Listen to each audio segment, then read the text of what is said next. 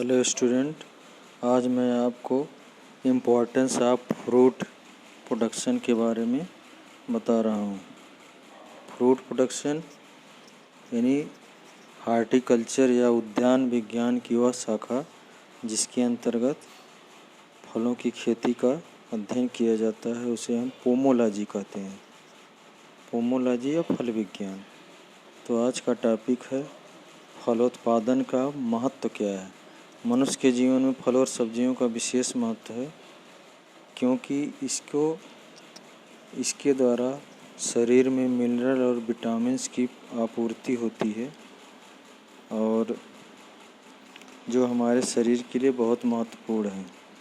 तो पहला महत्व यह है कि मनुष्य के भोजन में फल की महत्वपूर्ण भूमिका होती है और इससे जो है निम्नलिखित पोषक तत्व प्राप्त होते हैं, जैसे फर्स्ट कार्बोहाइड्रेट का this is the readily available source of energy, और जो आसानी से पचकर शरीर को ऊर्जा प्रदान करता है। फलों के मिठास में कार्बोहाइड्रेट मुख्य रूप से होता है। सबसे ज़्यादा कार्बोहाइड्रेट रेजिन में, इसके बाद एप्रिकॉट में, फिर खजूर में, फिर करौंदा में, इसके बाद केला में, बेल में, कस्टर्ड एप्पल और अंत में जामुन।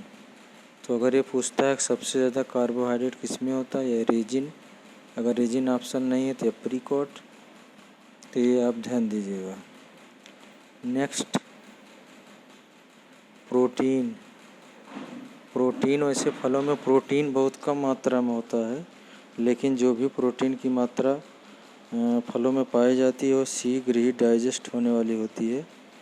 और जो ड्राई फ्रूट होते हैं उसमें प्रोटीन ज़्यादा पाया जाता है, जैसे काजू में सबसे ज़्यादा 21.2%, बादाम में 20.8% और अखरोट में 15.6%।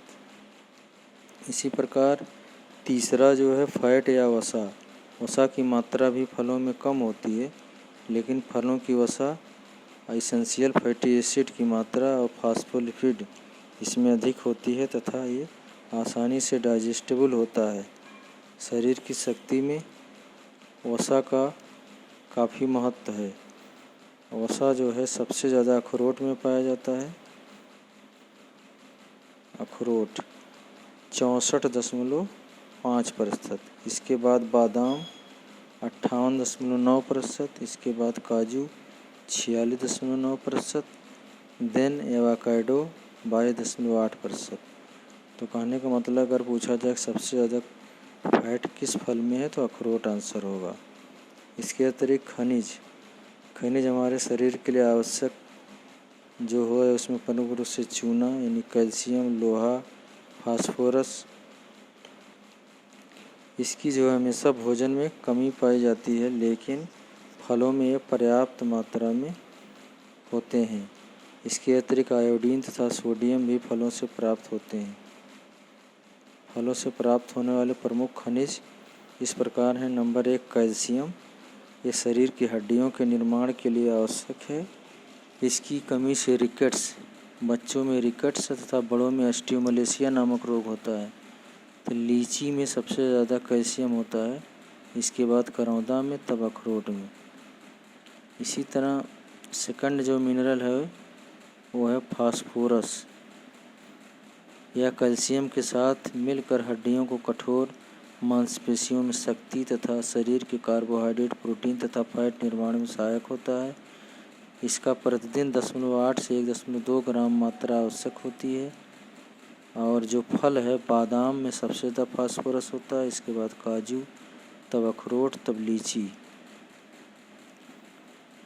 नेक्स्ट है आयरन शरीर के जो रेड ब्लड आरबीसी है उसका मुख्य अवयव हीमोग्लोबिन के निर्माण के लिए ये आवश्यक है। अनेक प्रकार के एंजाइम के निर्माण और सक्रियता में भी सहायक होता है। प्रतिदिन 10 से 15 mg आयरन की आवश्यकता पड़ती है। सबसे ज़्यादा मैक्सिमम आयरन कंटेंट किस फल में होता है, आंसर होगा करौंदा, इसके बाद खजूर, तब अखरोट। नेक्स्ट मिनरल जो है वो तांबा है। कॉपर, ये लोहे के अवशोषण तथा क्रियाशीलता को प्रभावित करता है। प्रतिदिन 1.5 से 2.5 मिलीग्राम आवश्यक होता है। सबसे ज़्यादा नींबू में, तब खुबानी में, नाशपाती में और सेब में पाया जाता है। देन मैग्नीशियम, यह शरीर के विभिन्न एंजाइम, तंतुओं और मांसपेशियों में पाया जाता है। कैल्शियम तथा फास्फोरस के पाचन में भी सहायक होता है और शोषण में सहायक होता है। प्रतिदिन 250 से 450 mg आवश्यक होता है। केला, अनानास, स्ट्रॉबेरी और खुबानी में ये ज़्यादा पाया जाता है। पोटेशियम, यह शरीर में क्षारीयता तथा अम्लीयता में संतुलन बनाता है तथा प्रोटीन और कार्बोहाइड्रेट के पाचन में सहायक होता है। इसको प्रतिदिन 2 से 2.5 ग्राम आवश्यकता होती है। सबसे ज़्यादा पोटेशियम जैसे स्रोत जो है अमरूद है, केला है, अंगूर है, खुबानी। गंधक, यह हड्डियों के विकास तथा शरीर में जहर के प्रभाव को कम करता है, यानी एंटीऑक्सीडेंट की भूमिका निभाता है। इसे स्ट्रॉबेरी, केला और नींबू। सोडियम, यह तंतुओं के विकास तथा रक्तचाप बनाने में सहायक होता है। प्रतिदिन 6 से 8 ग्राम की आवश्यकता होती है। आम, नींबू, सेब, अमरूद में सोडियम अधिक होता है। क्लोरीन, कोशिकाओं में अम्लीयता तथा क्षारीयता का बैलेंस करने के अतिरिक्त यह कार्बोहाइड्रेट के पाचन में भी सहायक है। खुबानी, अनानास तथा स्ट्रॉबेरी में पर्याप्त मात्रा में पाया जाता है। इसके बाद विटामिन्स जो है शरीर के जो संचालन के लिए और विकास के लिए अति आवश्यक है। ये इसकी कमी से विभिन्न प्रकार के रोग हो जाते हैं, जैसे विटामिन ए ये कैरोटीन के रूप में फलों में पाया जाता है। इसकी कमी से आँख का रतौंधी, चर्म रोग, इन्फ्लुएंजा आदि रोग हो सकता है। प्रतिदिन 4 से 5 हज़ार अंतर्राष्ट्रीय यूनिट विटामिन ए की आवश्यकता होती है। सबसे ज़्यादा विटामिन ए पके आम में पाया जाता है। इसके बाद पपीता। विटामिन B1, इसे थायमिन कहते हैं, इसकी कमी से बेरी नामक रोग होता है और प्रतिदिन 1 मिलीग्राम या थायमिन की आवश्यकता होती है। यह काजू, अखरोट, बादाम, अनानास, चेरी, माल्टा में पाया जाता है। विटामिन B2 या इसे राइबोफ्लेविन भी कहते हैं, ये शरीर की वृद्धि के लिए बहुत आवश्यक है। इसकी कमी से वेट घट जाता है, नाक का सूज जाता है तथा मुंह में छाले पड़ते हैं। ये 1 से 2 mg प्रतिदिन आवश्यक होता है। 1 से 2 mg। सबसे ज़्यादा विटामिन B2 या राइबोफ्लेविन बेल में पाया जाता है। इसके बाद पपीता, काजू, लीची आदि का नंबर है। Then vitamin